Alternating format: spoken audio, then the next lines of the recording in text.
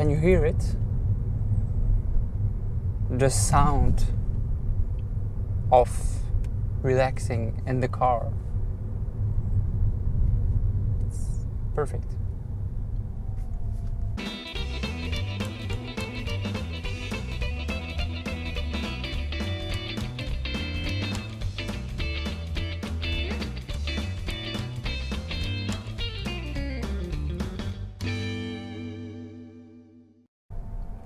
Hi guys, welcome back at DK Test Drive. Today I am driving, as you can hear, no noise, silence. I am relaxed, driving in the city center with the brand new Fiat 500e. So what we have here is the Fiat 500e. The E stands for electric, as you can see over here. Welcome back, future. So this is the brand new Fiat 500e. As I said, it's an electric car. And it's also a new design of the Fiat 500e. I really would like also to thank Ghent Motors, which gave me the opportunity to drive with this new Fiat 500e. So Ghent Motors, thank you very much. I'm just passing by the car to show you a little. So the first difference, or the big difference that we have in comparison to the old model of this car, is that it's 6 centimeters longer and also 6 centimeters larger compared to the old Fiat 500. So I'm standing here in front of the Fiat 500e, and as you can see, there is one big difference, which is this logo. There is no Fiat anymore. There's only the 500 logo, which is also something typical for the new Fiat 500 in this electric version. If we take a closer look, then we have this nice front of the car with the LED headlights and these two circles over here, which also stand for the 500, so the 2 zeros in the car. Then these nice alloy wheels with also the 500 logo in the center cap.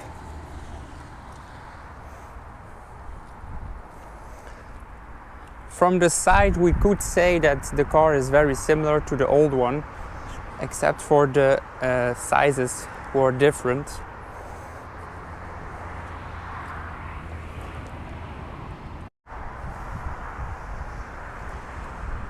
And then at the rear of the car, we have the Fiat logo over here. And then of course the typical 500 logo with the E in the last zero, which also is something typical for this electric Fiat 500. And then of course, what you won't see over here in another Fiat is this plug, because it's electric. If we take a look at the inside of the car, first of all, what I want to show you is this. There is no door handle over here. It's inside, a little click and the door is open.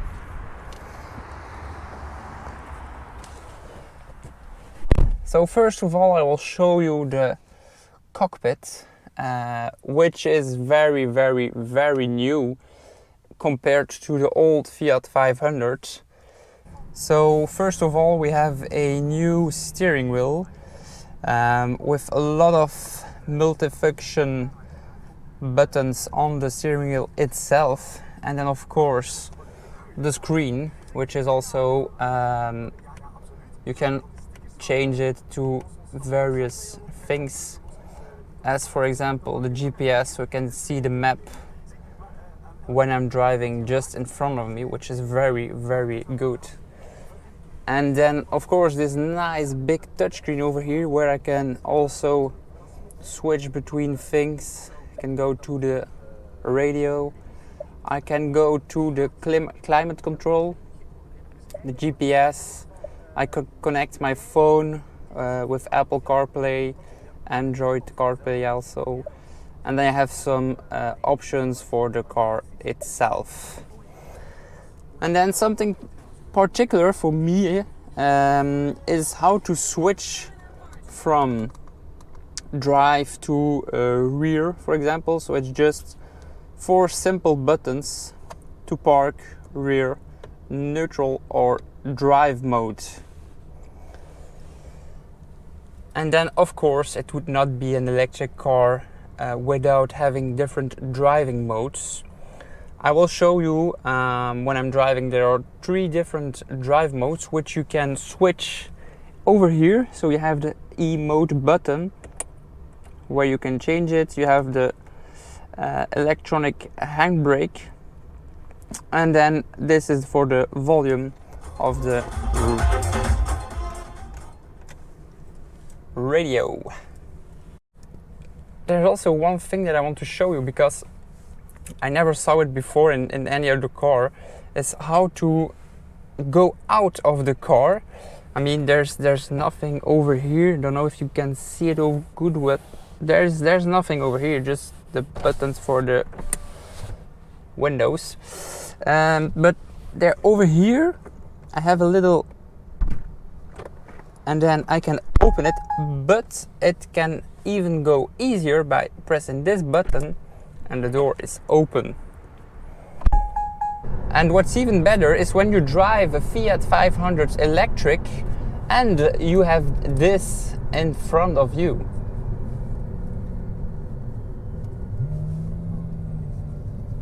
He's going to make the noise for me.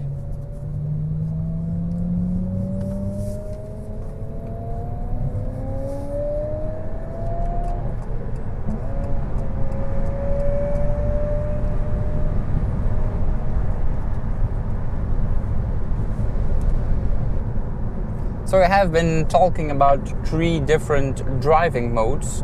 So you have normal, range and Sherpa.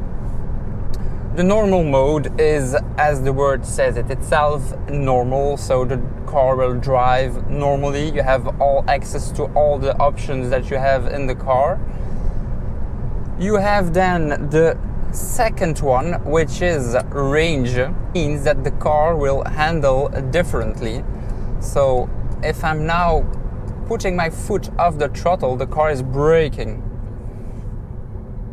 So I was at 90 kilometers an hour and I am now at 30 kilometers an hour, and I'm even stopped. So the car will brake itself to handle the energy of the battery and make sure that you will do more kilometers, because of the range will go higher due to the energy that you won't lose due to braking, for example, or due to not braking if you drive in the normal mode. And then of course we have the third mode, which is the Sherpa mode. And the Sherpa mode is a sort of emergency mode, which I can use when I am in need of electricity. So for example, if I'm driving on the highway and I'm feeling that my battery is almost dead and I still have to do a few kilometers before I have a charge point nearby, you press the Sherpa mode and then the car will close all the options. So you won't have any radio, you won't have any AC, so everything will be closed to be as economical as possible with the car and to drive to the nearest charge point. So you heard me saying that the car doesn't make any noises in the city center at the inside of the car, which gives me a relaxing feeling when I'm driving.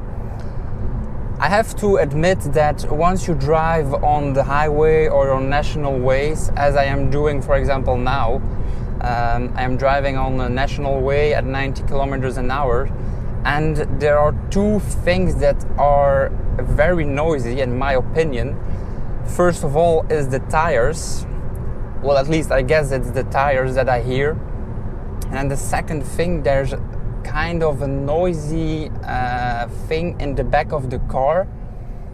I don't know what it is, but there is some noise. I don't drive with the radio on, so maybe it could be that reason that I hear it more than if I'm putting the radio on. Could be.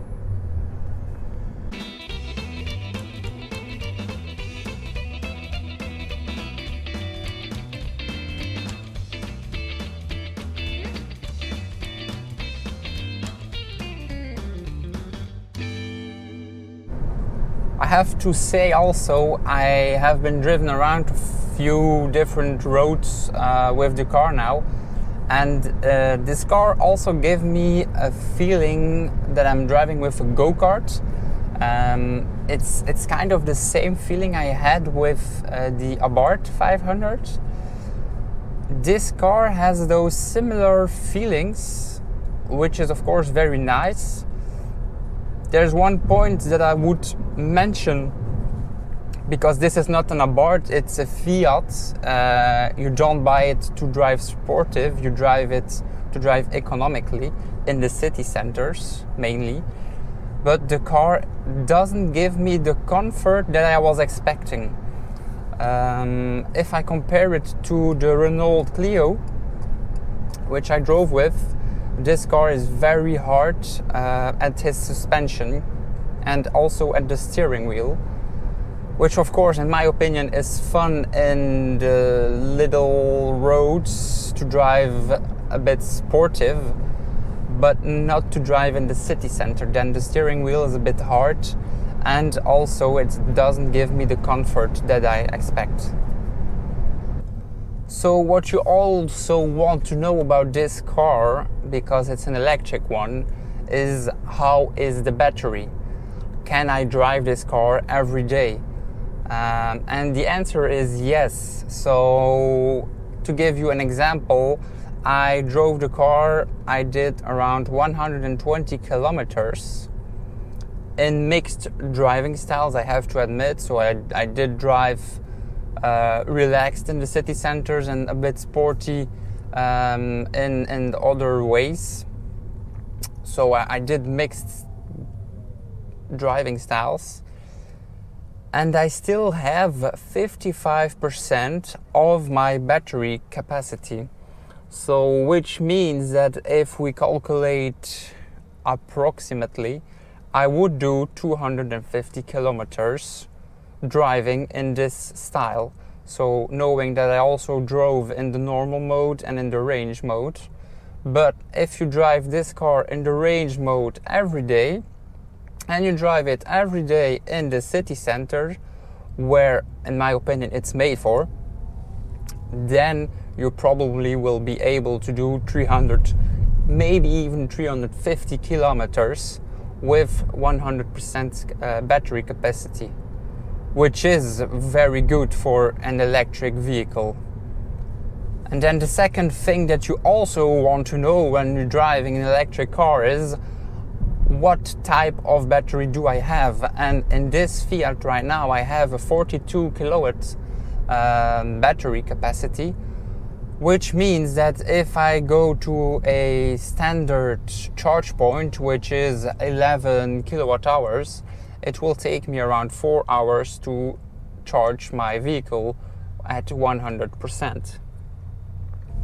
I also have the possibility to charge my vehicle at home, knowing that the capacity of home charging is much less than at a charge point, and it would take me at home around 18 hours to charge the vehicle fully 100%.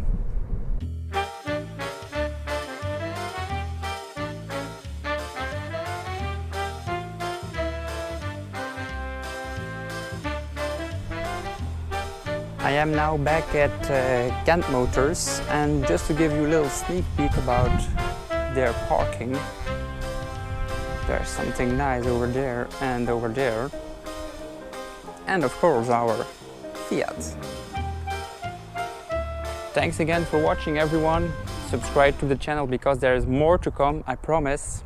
Stay tuned. Bye bye.